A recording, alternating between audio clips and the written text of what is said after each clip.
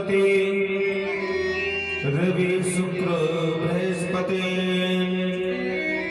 पंचेतान समनित्यं वेदवाणी प्रवतये गुरुर्ब्रह्मा गुरुर्विष्णु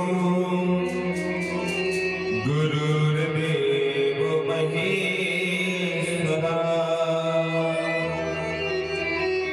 गुरुर्साक्षात् परब्रह्मा तस्मै श्री गुरुवे नमः।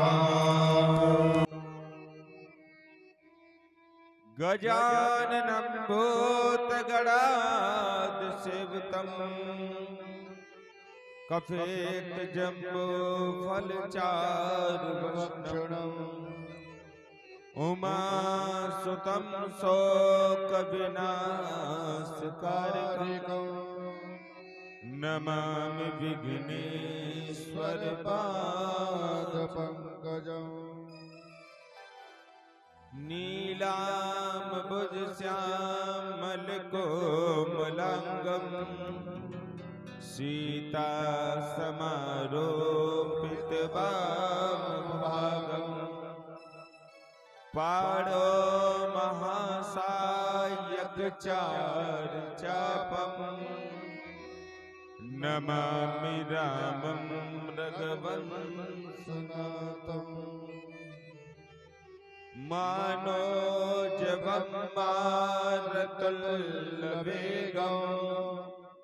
जितेन्द्रियं बुद्धिमतां वरिष्ठं वावात्मजं वानरयोग्यमोख्यं श्रीरामदूतं शरणं प्रपद्ये। वासुदेवं सुतं देवं कंसचारुर्मर्दनं देवकी परमानन्दनं कृष्णो वन्दे जगद्गुरु। नारायणं नमस्कृत्य नरं चैव नरोत्तमं देवी सरस्वती व्यासं ततो जयमुदीरये। वन्दे देव उमापतिं श्रीगुरुं वन्दे जगत्कारणं वन्दे पन्नगभूषणं मृगधरं वन्दे पशूनां वन्दे शूरशशाङ्कवाहनेन वन्दे मुकुन्दप्रियं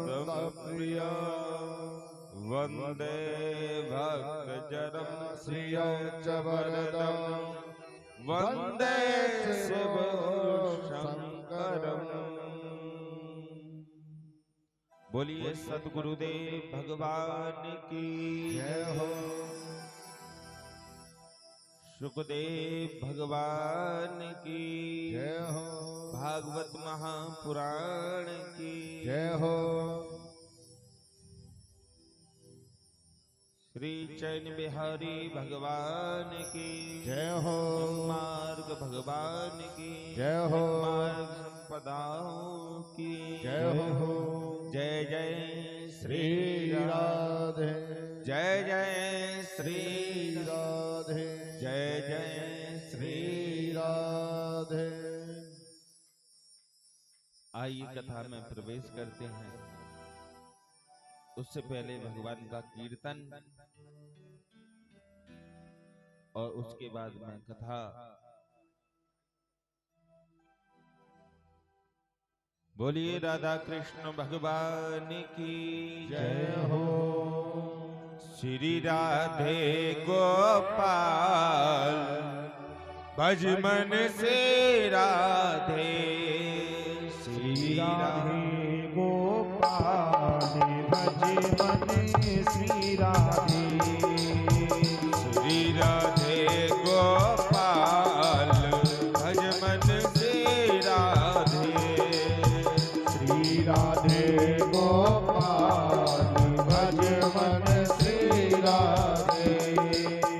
श्री राधे जय श्याम राधे। श्री राधे जय श्याम राधे। ओ श्री राधे जय श्याम राधे। श्री राधे जय श्याम राधे। श्री राधे गोपाल भगवन श्री राधे। श्री राधे गोपाल भज मन श्री राधे। श्री राधे जय श्याम राधे। श्री राधे जय श्याम राधे। श्री राधे जय श्याम राधे। श्री राधे जय श्याम राधे।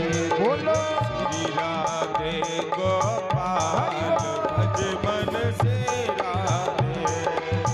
श्री राधे गोपाल भज मन श्री राधे।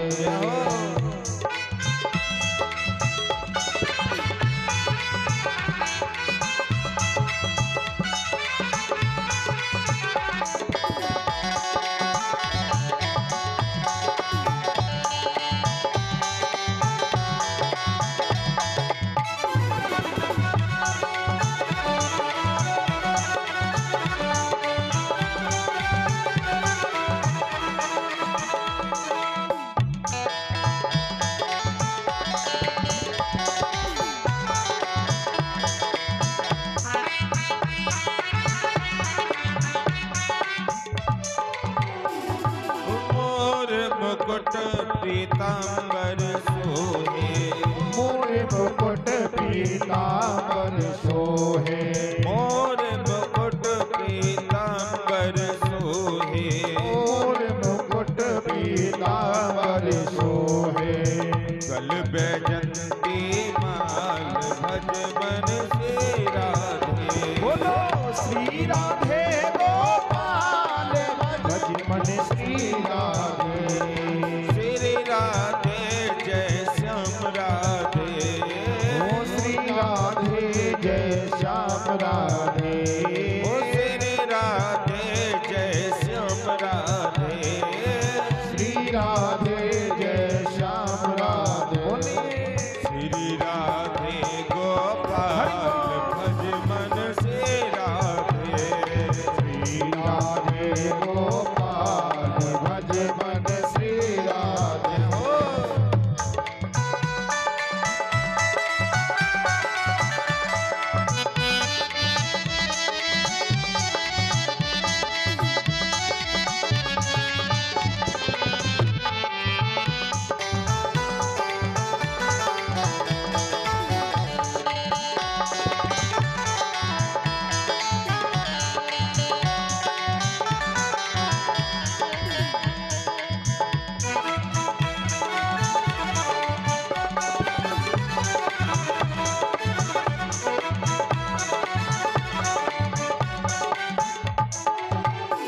हो यमुना किनारे धेनु चरावे।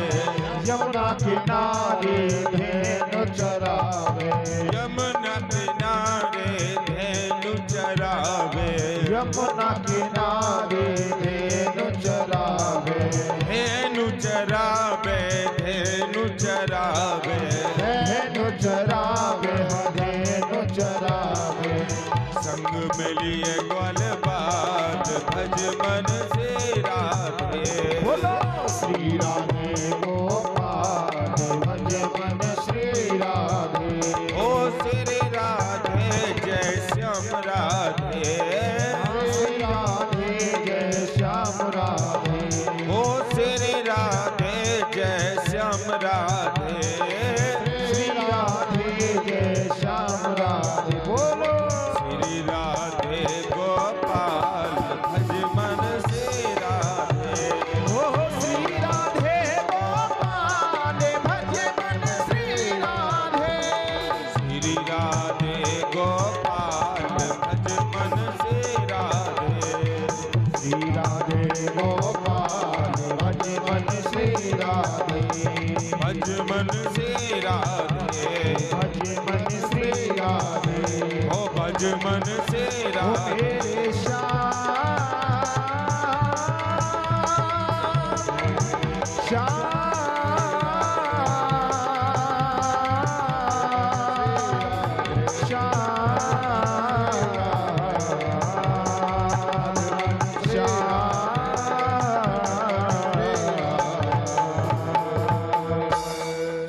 बोलिए भागवत महापुराण की जय हो। सतगुरुदेव भगवान की जय हो। परीक्षित जी महाराज की जय हो। भक्त वत्सल भगवान की जय हो। चैन बिहारी भगवान की जय हो। आइए प्रात पर मंगल में अकर्ण वरुणालय भक्त वांछित कल्पतरु श्री पीतांबर धारी की वंगमयी प्रतिमूर्ति श्रीमद् भागवत कथा में प्रवेश करते हैं। तृतीय दिवस की कथा में प्रवेश करते हैं।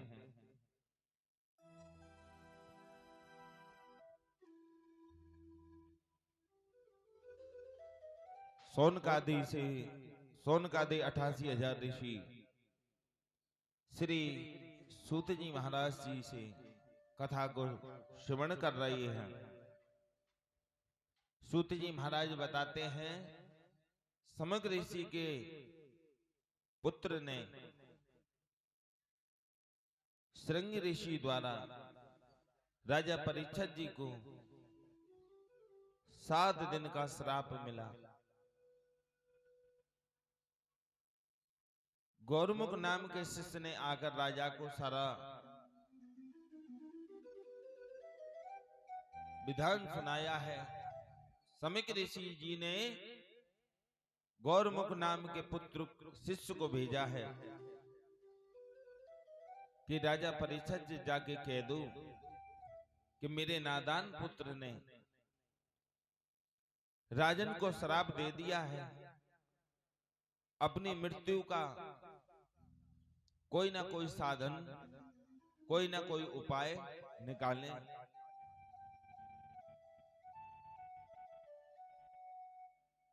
गौरमुख नाम का शिष्य सीधे राजा के दरबार में प्रवेश हुआ और राजा से कहा, हे राजन, गुरुदेव का आदेश है, श्रृंगी ऋषि द्वारा आपको 7वें दिन आपकी मृत्यु हो जाएगी, आपको श्राप दे दिया है। राजा परीक्षित जी कहने लगे, हे ऋषि कुमार, तुम्हारे ऋषि कुमार ने मुझे 7 दिन तो बहुत लंबे दिए हैं, 7 क्षण का क्यों नहीं दिया? 7 पल भी मैं जीना नहीं चाहता। मेरे दादा परदादा ने हर प्रकार से संत ब्राह्मणों की सेवा की, लेकिन आज मुझसे इतना बड़ा अपराध हो गया कि मेरे ऋषि के गले में मरा हुआ सर्प डाल दिया।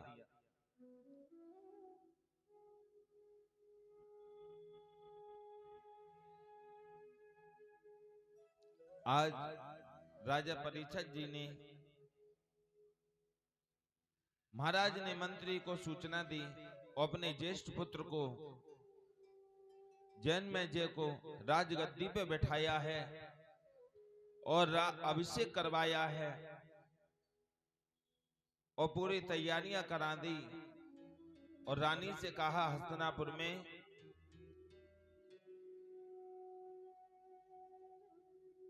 पूरी नगरियों को सजवाया है और कहा, देवी, मैं आज अपने जीवन की ऐसी परिस्थिति की बात तुमसे कहता हूं कि आज मुझसे ऐसा कोई हो नहीं सकता। स्वामी कैसा कि ऐसा कोई आदमी नहीं हो सकता कि वो अपनी मृत्यु का समय बता सके।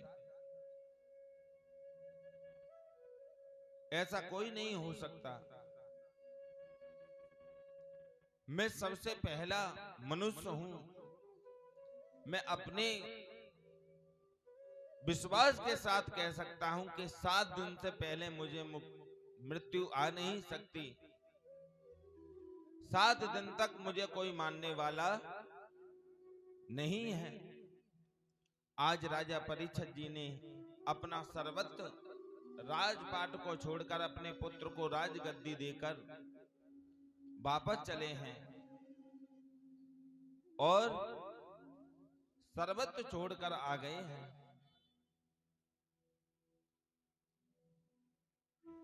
जब हम कहीं तीर्थ यात्रा में जाते हैं तो आपने देखा होगा घर के 2 मेंबर जा रहे हैं, 10 बैग लद के जा रहे हैं। एक शादी भी करने के लिए जाएंगे तो 10 जोड़ी कपड़े लेके जाएंगे। लेकिन राजा परीक्षित जी के साथ में एक लोटा भी साथ नहीं है, सर्वत्र छोड़कर आए हैं। राजा परीक्षित जी सब राज को त्याग कर आ गए हैं और एक वृक्ष के नीचे जाकर एक वन में बैठ गए हैं। बड़े बड़े संत को पता चला कि महाराज राजा परीक्षित जी को श्राप मिला है। अब केवल आंखों को बंद करके राजा परीक्षित जी महाराज बैठे हुए हैं कि इससे बचने का क्या उपाय है, मरने वाले व्यक्ति को क्या करना चाहिए। आज जब बड़े बड़े संतों को जब पता चला, बड़े बड़े संत आने लगे जिसमें अत्रि, वशिष्ठ, चमन, गौतम, देवल, देवव्रत, दुर्वासा, भृगु, अंगिरा, कश्यप, वामदेव, अनेक प्रकार के ऋषि। राजा परीक्षित ने जैसे अपने नेत्रों को खोला तो बड़े बड़े संत विराजमान, बड़े बड़े संत तेजस्वी उनके सामने विराजमान हैं। राजा परीक्षित जी ने उनको दंडवत होकर प्रणाम किया।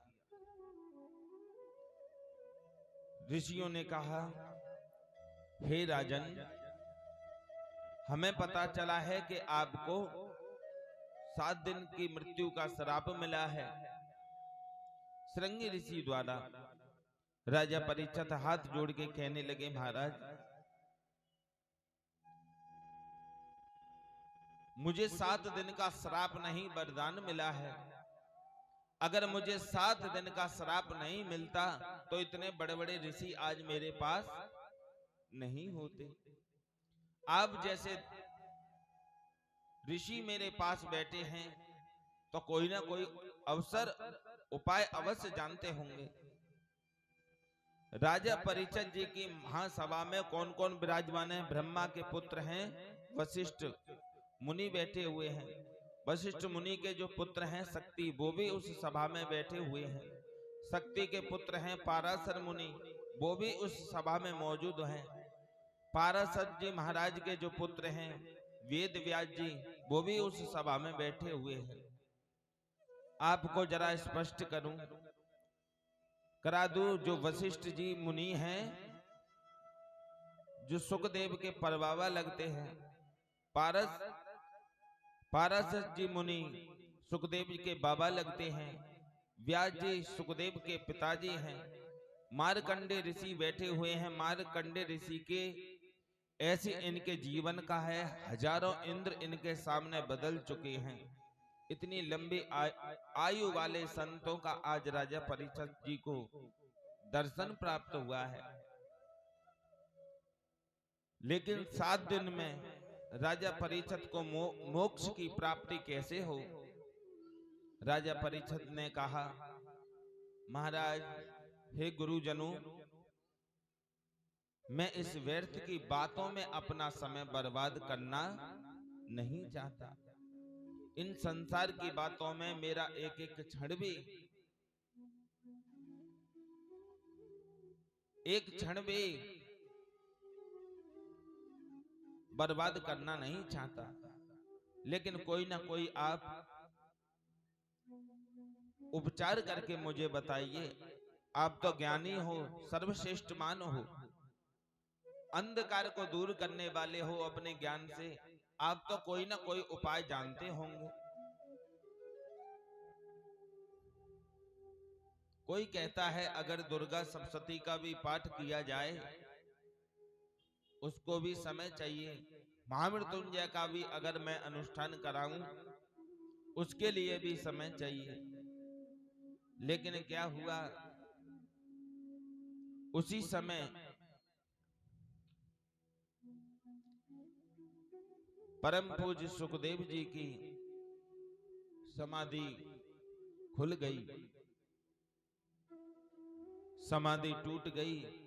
आदरणीय सुखदेव जी ने महाराज जैसे समाधि टूटी तो मन में विचार आया, क्यों ना आज राजा परीक्षित जी महाराज से,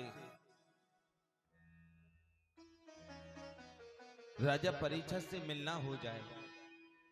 ऐसा मन में विचार करते हैं वेद व्यास जी के पुत्र सुखदेव जी की समाधि टूट गई। आपने देखा होगा प्यासा हमेशा कुआं के पास आता है, लेकिन कुआं प्यासे के पास नहीं जाता। लेकिन यहां तो ऐसा ही हुआ, सुखदेव जी की समाधि टूट गई और सीधे सीधे चले जा रहे हैं। सुखदेव जी महाराज चले हैं तो इनकी 4 अंगुल की लंगोटी है, जिनका शरीर पर कोई वस्त्र नहीं है, बड़ा चौड़ा वक्षस्थल, तले लंबी लंबी भुजा, 16 वर्ष की परम सुंदर नीलमणि जैसा इनका तेज छलक रहा है। ऐसे हैं सुखदेव महाराज जी का जब आगमन हुआ है, ऊंचे ऊंचे संतों की भीड़ लगी हुई है। अगर महाराज जी के साथ में, सुखदेव जी के साथ में 2-4 चेले भी साथ नहीं हैं, केवल अकेले हैं। सुखदेव के साथ में एक भी कोई शिष्य नहीं चलता है। 16 वर्ष की आयु सुखदेव जी महाराज राजा परीक्षित की सभा में पहुंचे हैं। जैसे ही राजा परीक्षित की सभा में सुखदेव जी का आगमन हुआ, जिनके पिता बाबा परबाबा लंबी लंबी आयु वाले संत विराजमान हैं, सब उनको देखकर खड़े हो गए, उनका सम्मान करने लगे। बोलिए सुखदेव भगवान की जय हो। ऋषियों ने इशारा किया कि महाराज आपके सारी समस्याओं का समाधान हो चुका है, आपके सब परेशानियों का हल हो चुका है। आपके सुखदेव आचार्य जी का आगमन हो चुका है। और सुखदेव जी का ये नेम है, जितना एक गाय का दूध निकालने का समय लगता है दुल्हने में, ज्यादा 6 मिनट, और 6 मिनट से ज्यादा किसी के ना द्वार पर रुकते हैं ना किसी के पास रुकते हैं। 6 मिनट से ज्यादा किसी के द्वार पर खड़े भी नहीं होते हैं। कोई भोजन खिला दे तो भी ठीक, नहीं खिलाई तो भी ठीक, आगे बढ़ जाते हैं। लेकिन आज उसी समय में विराजमान हो गए, और जब उस सभा में विराजमान सभी संत उनको खड़े हो गए, उनका सत्कार करने लगे, उनका सम्मान करने लगे। और ऋषियों ने इशारा दिया, महाराज जल्दी से इनसे प्रसन्न कीजिए और अपनी मृत्यु का उपाय अवश्य पूछिए। तो ऋषियों ने कहा, राजा परीक्षित हाथ जोड़ के सुखदेव भगवान का बड़ा आदरणीय वंदन किया, आसन को बिछवाया है। बड़े आदर पूर्वक हाथ जोड़ के महाराज परीक्षित जी ने प्रश्न किया कि महाराज ये बताओ, 7 दिन में मरने वाले व्यक्ति को आखिर क्या करना चाहिए जिससे उसको मोक्ष की प्राप्ति हो जाए। सुखदेव जी बड़े हद गदगद हुए और बड़े हर्ष के साथ बोले, जे आपका प्रसन्न नहीं है, पूरे समाज का ही प्रसन्न है। 7 दिन के अंदर हर जीव का जन्म होता है और 7 दिन के ही अंदर सबकी मृत्यु होती है। ये पूरे समाज का ही है।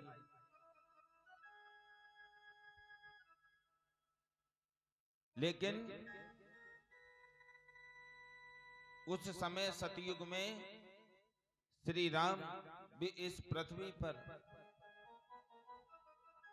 30,000 वर्ष तक रुके हैं। जैसे मानव की आयु कलयुग में आते आते 100 वर्ष के निर्धारित किया गया, और जैसे कलयुग बढ़ता जा रहा है वैसे ही मानव की आयु कम होती जा रही है। सुखदेव जी कहते हैं वेद की ओर से कलयुग में एक व्यक्ति की आयु केवल 100 वर्ष की निर्धारित है। धीरे धीरे जैसा कलयुग बढ़ रहा है वैसे ही मानव की आयु कम होती जा रही है। तो उसी समय सुखदेव कहते हैं महाराज, मरने वाले को क्या करना चाहिए? तो सुखदेव भगवान कहते हैं कि श्वास श्वास पर हरि भज, वृथा सांस जन खोए, न जाने जसास को आवन होए न कोई। हे राजन, जो भी श्वास निकले लौट के आएगी या नहीं आएगी, पर स्थिति में अपने मन को हंसते गाते रोते खाते पीते गोविंद के चरणों में अपने मन की डोर बांधना प्रारंभ करो। सबसे पहला यही सूत्र है, क्योंकि एक क्षण की नहीं पता है, कल प्रहत जीवन की कल का मलियातन की सुगंध चली न चली। कल प्रहत जीवन की कल का कल प्रात को जाए खिली न खिली, मलियातन की सुत शीतल मंद सुगंध समीर चली न चली। भज ले हरि नाम अरी रसना, फिर अंत समय में हिली न हिली। क्या पता हमारी मृत्यु का क्षण कैसा होगा। कल के कथा के प्रसंग में भीष्म पितामह यही कह रहे थे कि हे गोविंद, ऐसा अवसर मुझे बार बार नहीं मिलेगा जो स्वयं मेरे सामने साक्षात परमात्मा खड़ा हो।